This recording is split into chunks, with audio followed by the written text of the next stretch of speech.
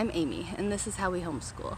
So today I just wanted to talk to all of you mothers and fathers who may be new to homeschooling.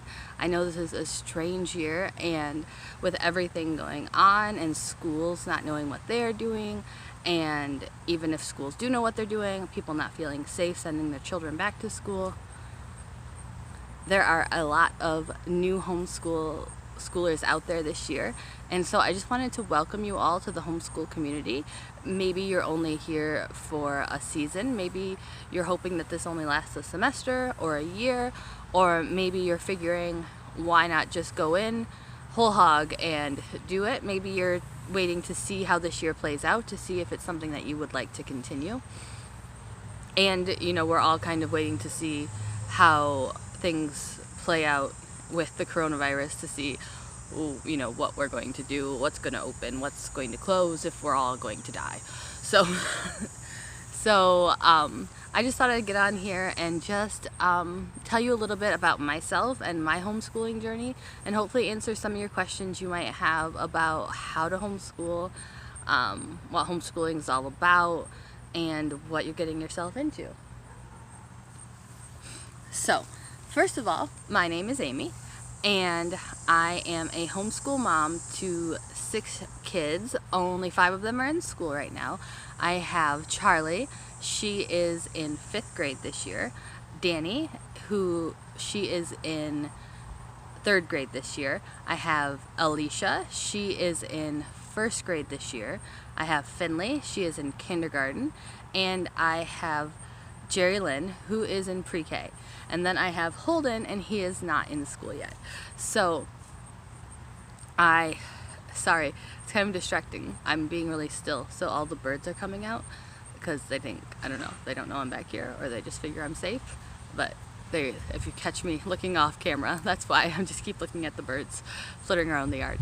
So I've been homeschooling since my oldest, Charlie, was in preschool. So I have homeschooled her for preschool, kindergarten, 1st, 2nd, 3rd, 4th, and now this year we're doing 5th. She did go to a private preschool, private Christian preschool when she was 3. It was like a few days a week for like an hour or 2. And she really enjoyed it, but we just decided that we really wanted to give homeschooling a try, and we fell in love with it. So we have been doing that ever since. I chose my curriculum way back when I was with her in preschool. I remember doing some research, but I think really God just directed me to this curriculum. I think I found an article that talked about how it was really easy to use with large families, and at that time we only had 2 children. I think I was pregnant with our 3rd, but I knew that we were going to have a large family, so I thought that if it was good for large families, it'd be perfect. We really enjoyed the preschool program that they had at the time. They've since added another preschool program as well as the one they first had. So now the original one, they market towards 3-year-olds, and then they have a new one that they market towards 4-year-olds. And then from there we went on to kindergarten, and we love that as well. She learned to read in no time. And then 1st grade, 2nd, 3rd, 4th. So we just continued to like it. Last year was actually the first year that I did not love the curriculum. Last year we did from creation to the Greeks, and I think it's just because we do not have a lot of written records of what happened in those times, that a lot of it just seemed to be going over the same few facts that we do know over and over again. And so we will be coming back to that in 4 years, and I think I will have to sit down and figure out why it wasn't working for us and what I can change to make it work for us. But this year we've started with Rome to Reformation, and it's been going well so far. It's not been as dry. There's been lots of books that go along with it, we're only in the 2nd week, so 3rd week, 2nd week. So things could change, but so far we're liking it as much as we've liked previous years. So How do you choose a curriculum? I don't know. I actually started researching curriculums because I thought I could make a video about all of the different curriculums there are out there. That's going to take way too much time. I don't have a million years. So I think you really just need to... So there are just so many curriculums out there that I think what would be best, and this is just my opinion, would be to find a homeschool mom whom you love and whose kids seem well-rounded, and maybe go ahead and just do the curriculum that she's using, because you could use her as a sounding board. That's what one of my friends is doing. She did do some research on some other curriculums, but that was one of the determining factors, was that I'm doing it. If you want to go the secular route, there's fewer options, so that would narrow it down for you. If you want to go the online route, there's options that are fully online, there's options that are more parent-led, there's options that are... So, I mean, just like whatever you think is most important to you, like, I want a solid Christian curriculum, then Google that and see what comes up. I want a secular curriculum, Google that and see what comes up. I want a fully online curriculum. Go ahead and look that up. I want a nature-based curriculum. So there's just, like, I looked at a list of all the curriculums, and it divided them into Charlotte Mason type, which Charlotte Mason was an educator from years past who I don't really know much about. I just know that I love her philosophies. She was very much based on having the child do as little seat work as possible, being outside, living books, so that just really resonates with me. So there's several curriculums that use that approach. Then there's the classical approach, which was made way back when.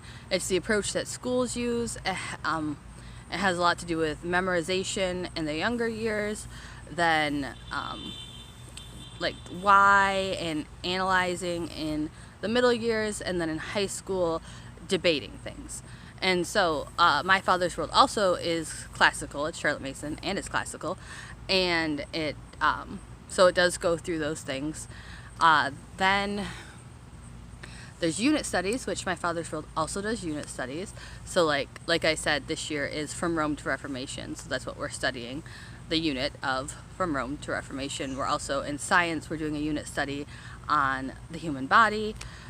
So there's some unit studies that are out there, like Gather Around Homeschool. That's a very new one, and I think they have one on a unit study on ocean animals, and so they just have all the ocean animals, and you get your English, you get your spelling, you get your vocab, you get your history, you get your science, all in that unit. And those are, I think, 10-week units, so you would do a few of those throughout the year. So those are kind of cool. Those are kind of neat, I think, if you had children with a short attention span and you thought that, oh, they're going to get sick of this curriculum before we get finished. You know, that's like, you can kind of, and then you work to their different levels, so you get to work with the whole family, which is nice. That's part of why I like My Father's World. I can do school with Charlie and Danny at the same time, even though they're in different grades, so I'm not teaching 5 different grades, only 4. So then the other style of homeschool, we have classical, Charlotte Mason, unit studies, and then there's within those 3, then you also have fully online. You have ones that don't fit into a category. You have, Montessori. You can do homeschool Montessori style, which I would like to do, but that's expensive. The Montessori, like, props and toys, like, even though they're supposed to be like super simple things, like very basic, just because it's so popular, I think it's so expensive. And so I do like try and bring Montessori into play, but like I said, it's just really expensive. So So yeah, you're just gonna have to do some research.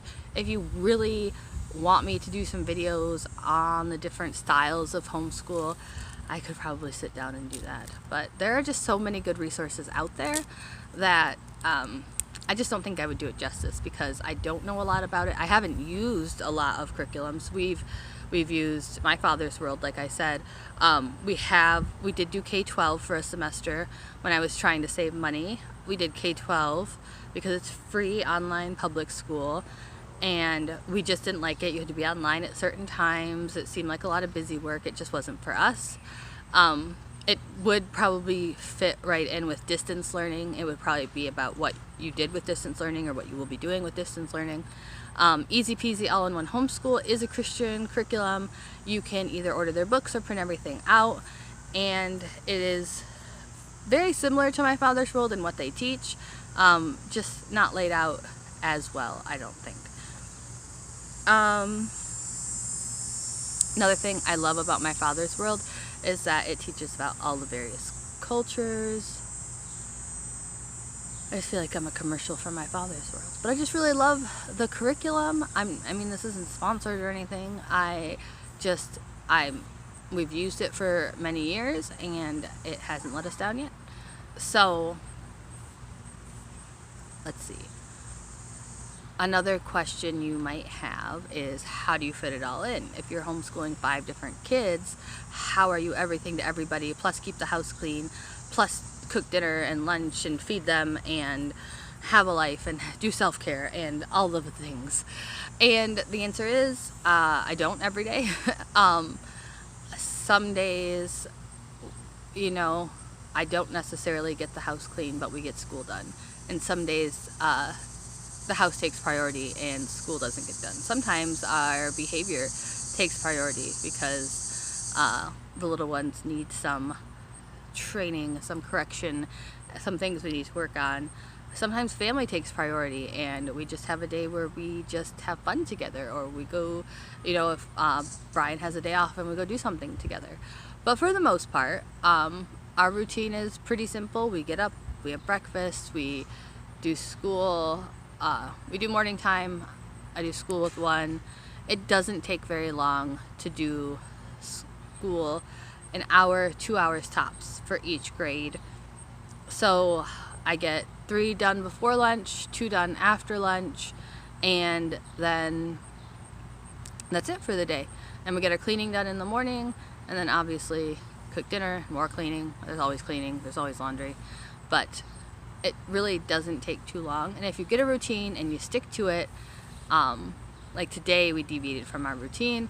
There was a homeschool book sale I wanted to go to, so we did morning time, and then we decided that we were going to go to the book sale. So we just skipped school, which is fine because our curriculum is basically a 4-day curriculum. There is a 5th day, but there's really not much to it usually. Like it's a read aloud, or there's Bible but nothing else, and so most of the time you can fit that 5th day into the 4th day. So I just won't do school. I'll just do school Thursday, and then Friday I'll do Thursday and Friday. I'll combine the last 2 days of the week, so it'll be fine. And I know that and I think, I don't know, maybe that's the big thing. Everybody keeps posting these memes about how, like, veteran homeschool moms have it all together and are just like, shh, whatever, and the new homeschool moms are just so overwhelmed. And I think anything new is overwhelming, but I just want you all to know that it's not that hard. You're not going to ruin your child in a year. If things don't go well, if a day doesn't go well, your child isn't going to end up flunking out of high school and, not amounting to anything in life. I know where our minds go, where our fears are, that we're going to fail our children somehow. And you're not going to fail your children. If you get to the end of this school year and decide that, wow, that was a total train wreck and homeschooling definitely isn't for us, your kids will bounce right back. Your kids are not going to be behind. The kids who are going to be behind are the kids who have parents who don't care, or the kids who have parents who who just don't have the luxury of being able to stay home and work with their children because they're working 2 jobs, and it's more important to make sure their kids have food than an education. So for most of us,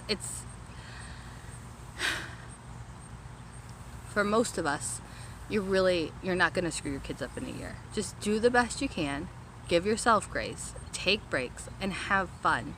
And don't let this year, I mean, just think about where you want to be at the end of this year. At the end of this year, do you want your kids to be thinking, wow, staying home with mom all school year was terrible, and she yelled all the time, she was a tyrant, and I can't wait to get back to school? Or do you want your kids to have a fond memory of, remember that year you homeschooled us, Mom? We had so much fun.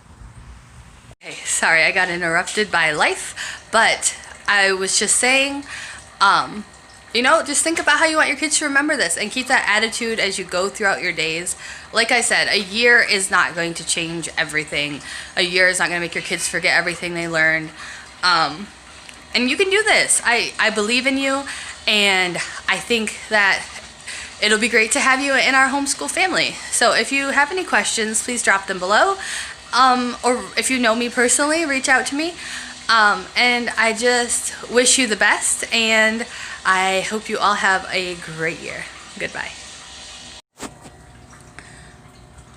This is our new friend, Sphinx. You see him back there.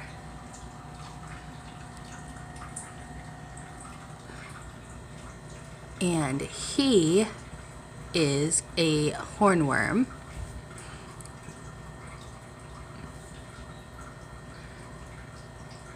And my husband found him on his tomato plants and wanted to kill him. So I brought him inside so that we could watch him pupate. He is a hungry, hungry caterpillar.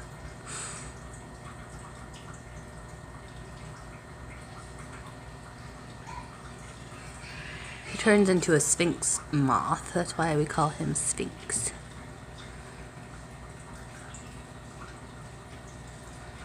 And by we, I mean me.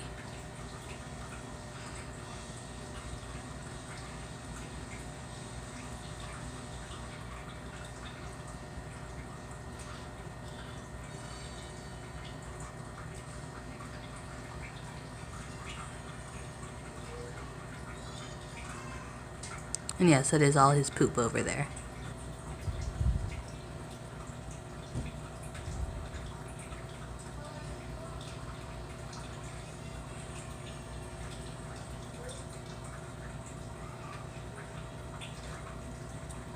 He seems to be wandering and also turning brown, so I'm wondering if he is getting ready to pupate.